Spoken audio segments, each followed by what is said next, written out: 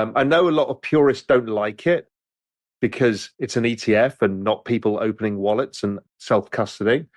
I actually think of it as a Trojan horse, where we're actually teaching people about this product. Before you know it, they understand why they're buying it, and they come into crypto land.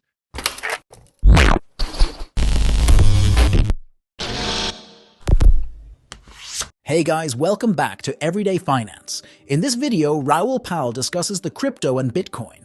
According to Raoul Pal, people widely acknowledge that central bankers are well-informed and knowledgeable about their actions.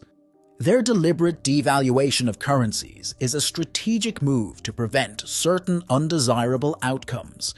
The system has experienced a major disruption due to the concentration of retirees' savings, resulting in a significant and complex situation. My role is to ensure that the transition into the world of cryptocurrency occurs at a controlled pace. Don't listen to Raoul Pal. It seems unlikely that they'll put an end to it. It's doubtful that they even have the desire to stop it. It's also doubtful that the banks want it to stop. It seems that he believes that nobody is interested in putting a stop to it, but rather that their main objective is to merely slow it down, which is not what they desire. Is Bitcoin considered to be a global currency, like a widely accepted form of currency? An asset can serve as a reliable store of value. Impressively, I can assure you that this investment will leave you thoroughly impressed. If you're looking to leverage the technology, that's not an issue. Just keep in mind that it may not function as a global currency. Poses a risk to the overall system, but let's consider them as throttling it, as if he believes we all find amusement in the SEC's attempts. Now, when calling Ether security, he believes it's simply a delay tactic, as it always seems to slow things down, and lots of things Raoul Pal discussed, so please watch the video to end, and share this video, and subscribe our channel, Everyday Finance. Thanks. Everybody knows how messy the system is. I think the central bankers are not stupid. Everybody knows, and they know what they're doing. They're using currency to try to not let the system blow up because all of the savings are with the retirees, and it's a big mess.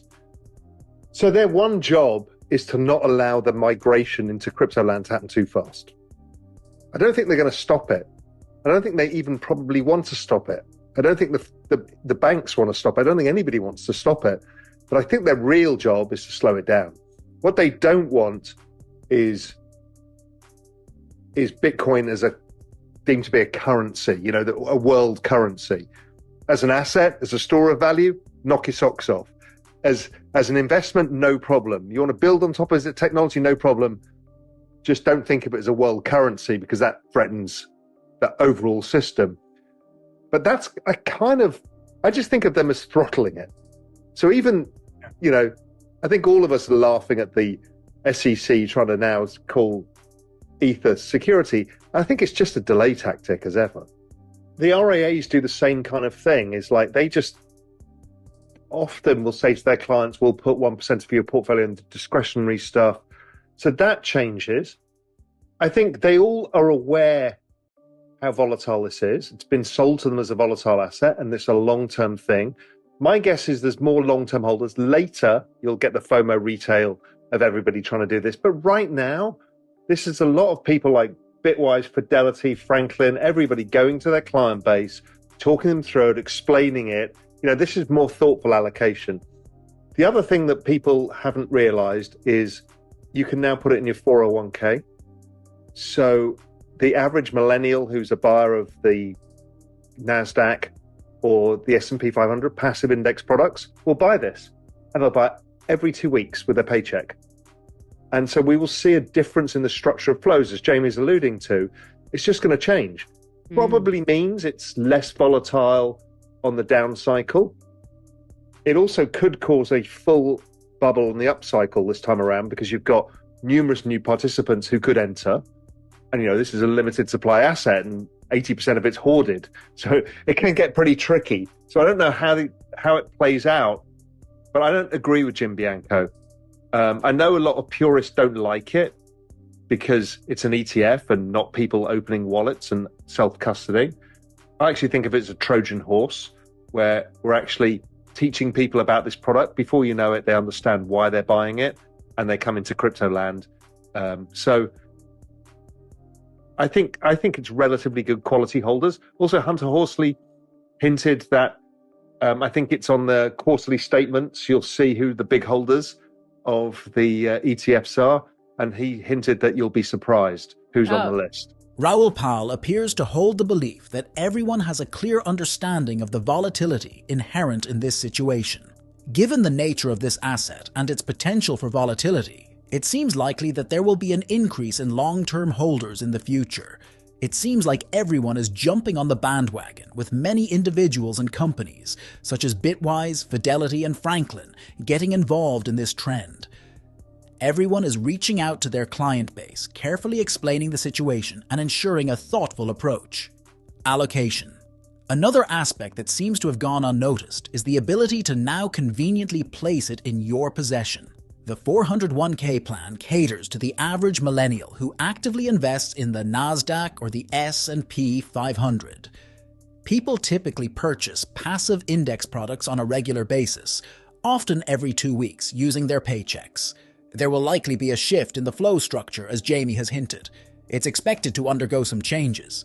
It indicates a lower level of volatility during downturns, but also has the potential to create a complete bubble. This time around, the upcycle seems promising, with the addition of several new participants. It's an encouraging sign that things are looking positive. One must navigate the complexities of a limited supply asset, where a select few hold a significant 80% with a deep understanding of market dynamics. This intricate situation can pose quite a challenge. Raoul Pal is not sure how it will unfold, but Raoul disagrees with Jim Biano. He seems to have a different perspective. Many purists have expressed their dislike for it due to its nature as an ETF, rather than relying on individuals opening wallets and practicing self-custody. Imagine it as a clever strategy, subtly introducing people to this product without them even realizing it. Trying to grasp the reasons behind their purchase, individuals enter the world of cryptocurrency. Raoul Pal holds a positive view of its potential investors who prioritize high-quality holdings. Additionally, Hunter Horsley subtly suggested that Raoul believes it is likely reviewing the quarterly statements, you'll discover the major holders of the ETFs, and he suggested that you'll be pleasantly surprised by the names on the list. Let's back to the Raoul Pal interview. Let's. It's your future vision of yourself. They're identical. They're very similar behavioral motivations. And now we've got this nexus where technology has met with this wellness trend. And you've got this longevity stuff that's happening, plus the ability to, at scale, cure disease, diagnostics, preventative medicine, things that didn't exist before. And it's only going to accelerate with the use of AI. And I had been talking to Peter Diamandis about this in the past. We had Tom Bilyeu talking about it in the past. I've been down this rabbit hole, and Jamie and I were talking off camera. He's going down the rabbit hole. We all go down this rabbit hole because, once you get a few grey hairs in your beard, you start thinking, oh my God, I am now. And Jamie's just had a kid. It's like, oh shit, I now need to think about my longevity. Okay, you've got the grey bits in your beard, I can see. And so you do start thinking about it. So I really wanted to speak. So Peter Diamandis said, well, I've started a whole set of, cutting edge clinics called Fountain Life. So I'm like, that's who I want to speak to. So Bill Kapp came on and talked to me about what they're doing, the diagnostics, the preventative stuff, and how advanced it is and how far behind your own doctor is, or your average cardiologist, or your, average oncologist, and all of this stuff. And so it was a really, really interesting conversation. And there's been several of these on Real Vision as I've gone down that kind of on the journey, man. I've kind of gone down this rabbit hole because I think it's an important one and one that I'm personally interested in. And that's not assuming any of us are perfect. Tom Bilyeu is perfect. It's like he wears a glucose monitor at all points. He doesn't eat anything. He does, he is so disciplined. I'm not. But you try and head in the right direction most of the time and try not to fuck it up.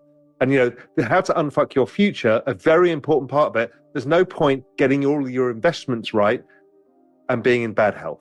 The brief cycle Raoul Pal, a financial analyst, believes that the previous cycle was similar to the current one. If they decide to end the party a little earlier than expected, we can handle it. Considering the challenges we faced and the general expectations of most individuals, it appears that they anticipate a fairly typical cycle.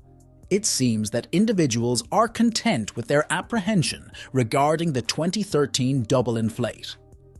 That's quite alarming, since it amounted to a 45% correction in the midst of a bull market. Everyone believed it was a P because it has already increased by 10 times or more. It increased by a significant factor initially and then continued to grow even more. If you learned something from this video, then please like this video and subscribe our channel Everyday Finance, and we will meet in next video. Thanks.